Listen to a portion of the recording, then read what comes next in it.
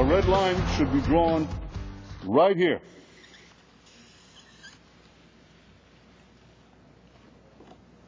Before Iran completes the second stage of nuclear enrichment necessary to make a bomb. Well, Israeli Prime Minister Benjamin Netanyahu drew a literal hard line in his UN speech last week, insisting on limits to Iran's controversial nuclear program.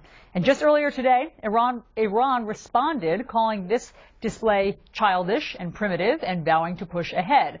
But after spending some time with some high-ranking Israeli officials and assessing the security situation across the Middle East, our next guest says Netanyahu is not the only one expressing grave concern. Pete Hoekstra is a former Republican U.S. congressman out of Michigan and a former chairman of the House Permanent Select Committee on Intelligence and a candidate for U.S. Senate. Mr. Hoekstra, thanks so much for being here.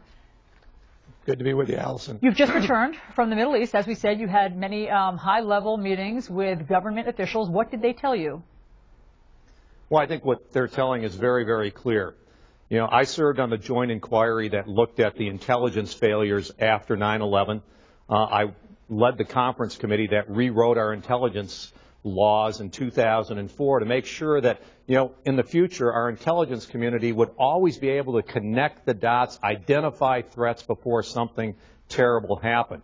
What I heard in Israel, the thing that I've been very nervous about, based on my experience in the intelligence community, is that once again, America is not connecting the dots.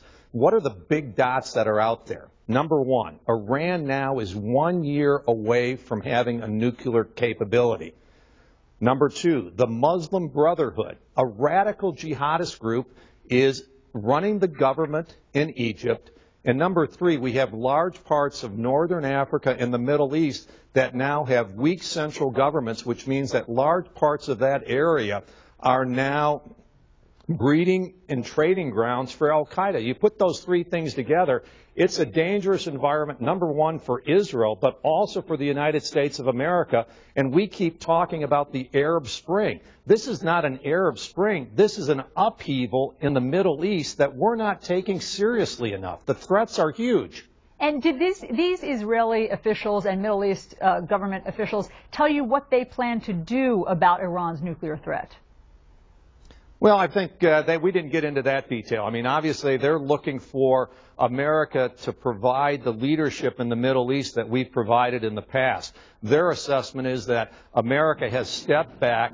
This void has been created. This void is now being filled by radical elements in each of these countries and is making the Middle East a very threatening area, both a threat to Israel and to the West and to the United States of America. You know, I read in your statement when you just returned that what they told you was they want America to be America again. What would that look like? Well, what it would be like is, rather than apologizing for a video that's produced in some obscure corner of America, have America stand up and say, no, we value freedom of speech.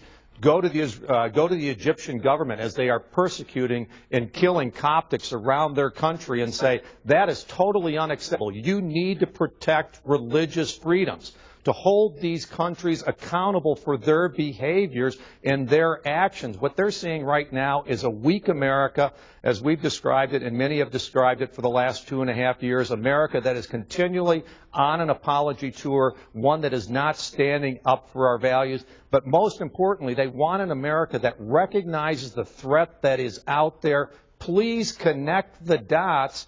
Otherwise, Israel will be in trouble and America will face serious challenges. And we'll do another future inquiry as to why didn't we connect the dots, and it will be, how could we have been so stupid? Iran, Muslim Brotherhood, ungoverned areas. Of course everyone should have picked out that this was a very, very dangerous scenario, but our leadership, both politically and the intelligence community, once again failed to connect the dots. And back to Benghazi for a second. It does seem that we neglected connecting the dots before our ambassador was killed. Now that the administration seems to have gotten on the same page and agreed that this was a terrorist attack, how should we respond?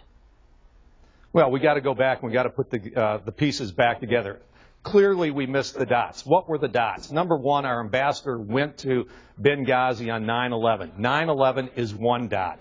The second dot is we had a record in recent months of a number of terrorist attacks in Benghazi. We knew it was a dangerous place to be. And thirdly, we knew we had a weak central government in Libya. We had a resurgent al-Qaeda in the Benghazi area. Somewhere along the line, people didn't connect that and say, you know what, it's really a bad idea for us to have a facility in Benghazi, and it's even a worse idea to let our ambassador go there on 9/11. Congressman Pete Hoekstra, thanks so much for coming in and giving us an update on your visit. We appreciate it.